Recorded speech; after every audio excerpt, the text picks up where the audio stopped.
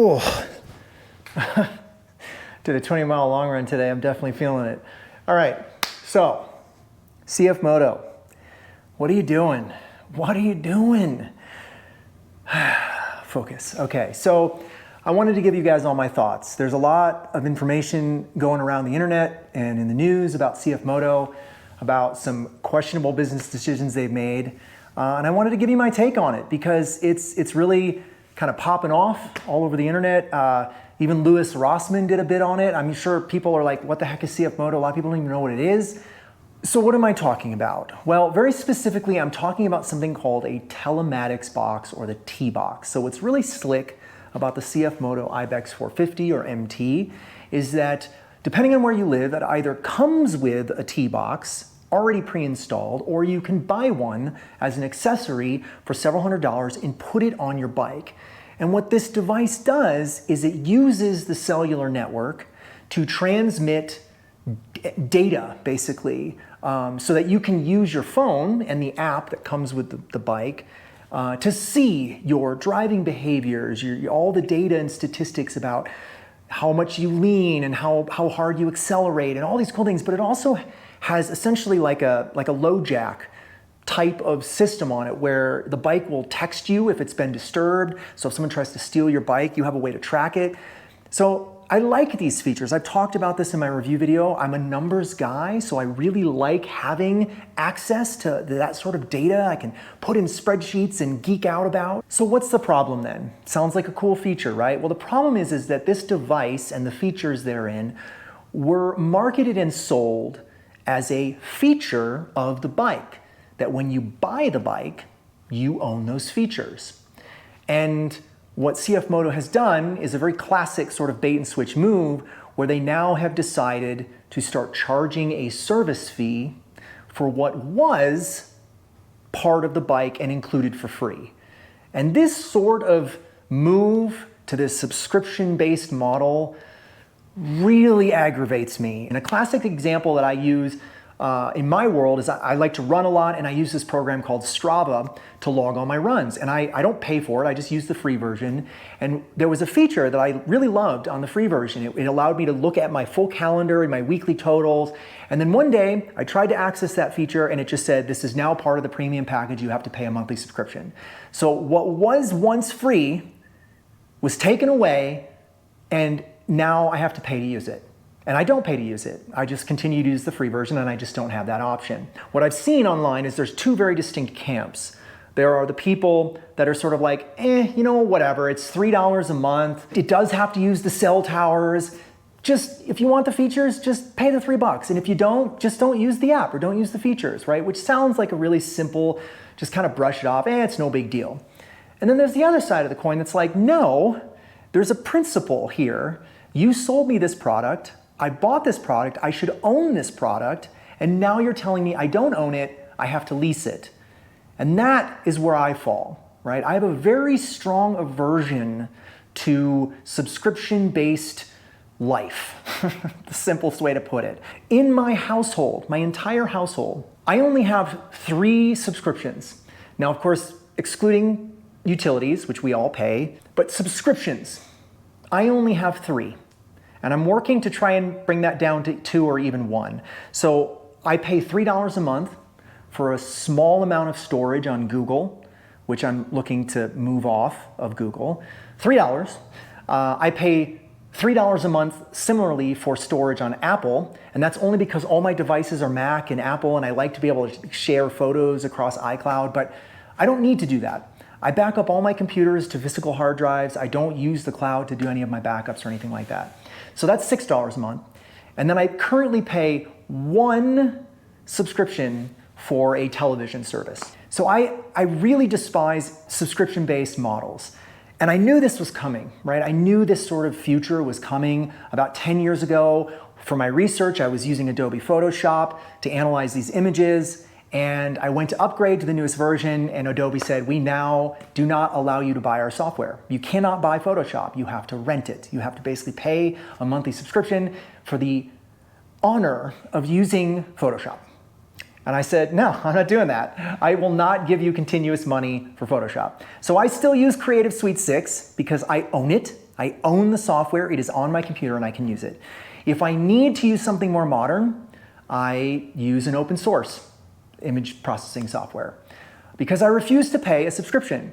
Microsoft, same thing, right? Microsoft's really trying to get you to buy their Office product by paying a subscription. I still pay the extra amount for the single-use license because I do field work. I spend 3 months at a time on remote research vessels or in Antarctica where there is no internet. I can't have software or devices that require an internet connection because if I'm in the middle of the ice sheet and I need to use Word and it can't connect to the license server, I literally cannot use my computer. It's bricked at that point. So I need to own my software. Another great example I love to use is I was on a research boat for 3 months off the coast of Antarctica, and I brought my iPod. Yes, I still use an iPod. But anyway, I brought my iPod, my classic with 160 gigs of storage with all my music on it.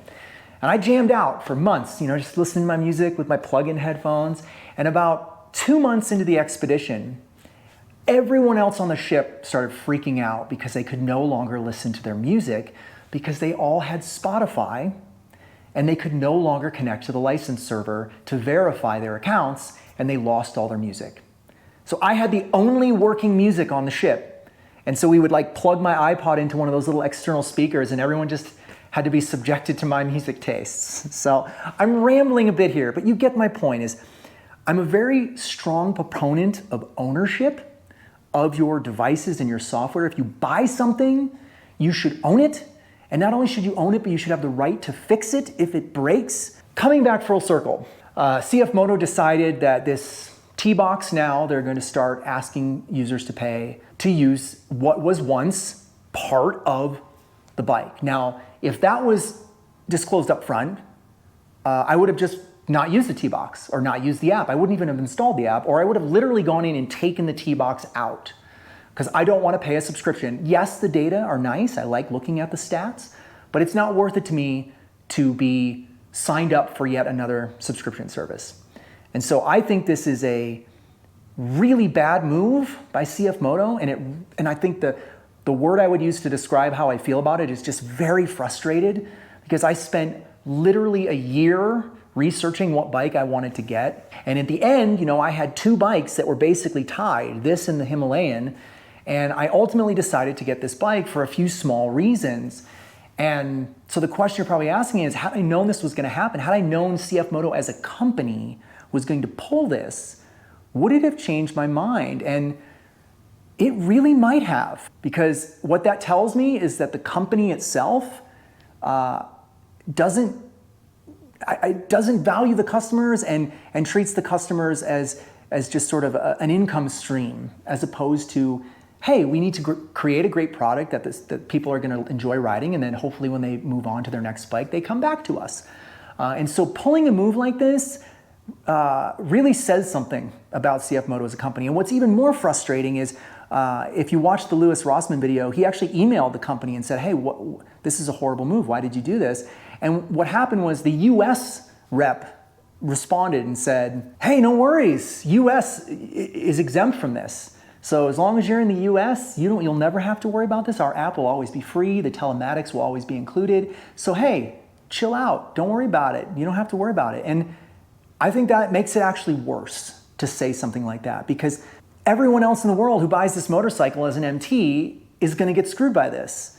And I'm just supposed to ignore that because I happen to live in the United States. And I really, really dislike that was the response. Very frustrating. I'm not saying I'm going to go out tomorrow and sell my bike. And I don't want to do that because I do like the bike. And I was very optimistic and thinking about the potential future with this bike. I talked about this in my video after Colorado. I had such a great experience. It checks all the boxes. It fills all the gaps that I had with my old Himalayan. And so I've been really excited about this bike. I've been excited about making content about it. And now I almost feel like a sense of shame. Like I'm making videos about the CFMoto and everybody's like, oh, that's that company that screwed over its customers. Now when I ride around and the CFMoto branded sticker here, how dare I buy a bike from a company that pulls this crap? And I know BMW does it with their heated seats, and KTM has done it with, you have to pay a subscription to get these extra features. But a lot of that stuff they tell you up front, like, look, if you want the extra horsepower, you got to pay for the subscription. But I mean, think about what this slippery slope. You get in, you buy a new car, you're not going to be able to use features in your car. I want to own my products. I want to buy music on an LP or a CD or an MP3. I still use iTunes to buy my music because I want to own my music. This one stings. This one hurts a bit. And I'm not sure what I'm going to do. I mean, for now, I'm going to keep the bike. I'm going to ride it. I'm going to do my best to sort of just put that out of my mind. But I'm going to certainly be very upfront with people when they ask me about this bike. Say, hey, should I buy a CFMoto? Be like, hey, look, here's the deal.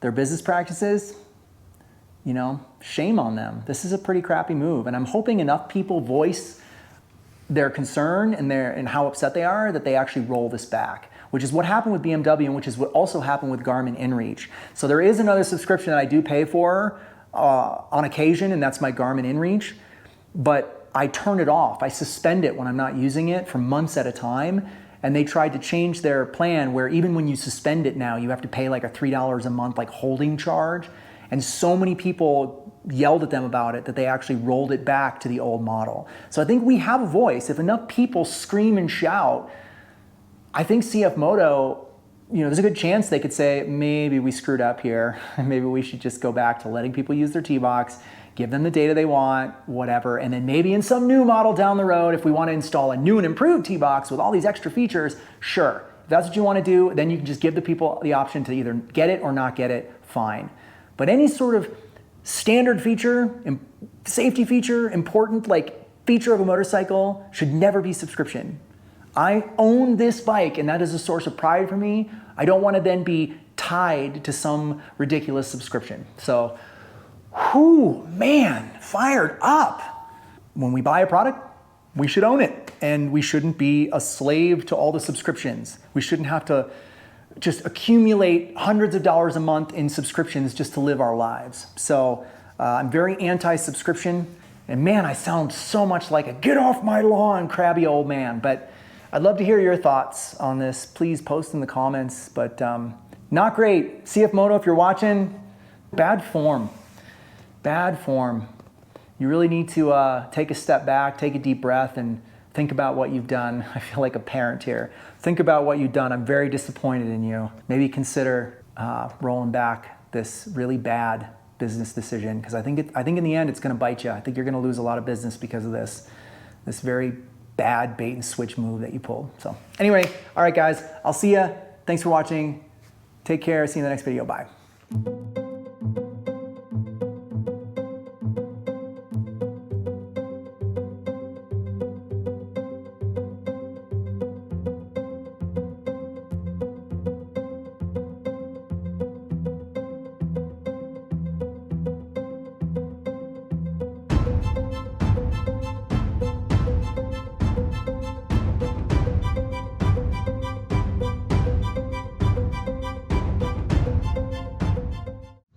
Hey, CFMoto, come here for a second. I want to talk to you off the record. What are you doing, man? What are you doing? You get all this buzz on your new bikes. People are talking about the Ibexes. They're actually really impressed with these bikes. People putting them through their paces, all this stuff. People talking about them, raving about them, saying this could be the best new budget unicorn adventure bike. And you go and you pull something like this. I mean, what are you doing? Seriously, man.